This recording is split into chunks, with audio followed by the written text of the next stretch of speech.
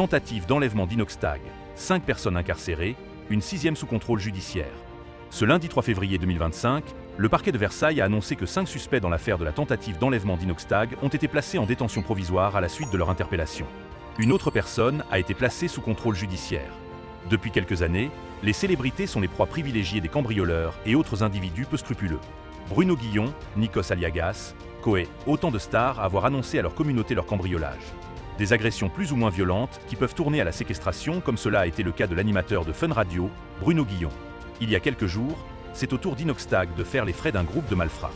Mais cette fois-ci, les suspects n'ont pas cherché à cambrioler le jeune youtubeur, mais à l'enlever à son domicile d'Orgeval, Yvelines.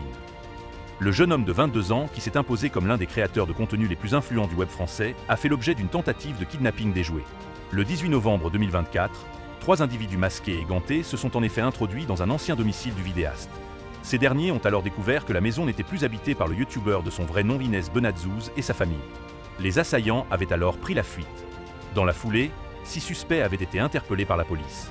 Les individus âgés de 21 à 28 ans, déjà connus des services de police, avaient été identifiés et arrêtés à Versailles le 29 janvier 2025.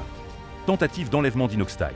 5 suspects incarcérés, ils faisaient l'objet d'une interpellation pour tentative de vol en bande organisée avec armes, tentative d'arrestation, d'enlèvement et de séquestration arbitraire en bande organisée, participation à une association de malfaiteurs et violence avec usage ou menace d'une arme et le recel de vol en bande organisée. Ce lundi 3 février 2025, le parquet de Versailles, cité par BFM TV, a annoncé la mise en détention provisoire de 5 suspects, dont un mineur, tandis que le 6e a été placé sous contrôle judiciaire. Un soulagement pour le jeune sportif, connu pour avoir grimpé le sommet de l'Everest, puis s'être mis plus récemment au snowboard.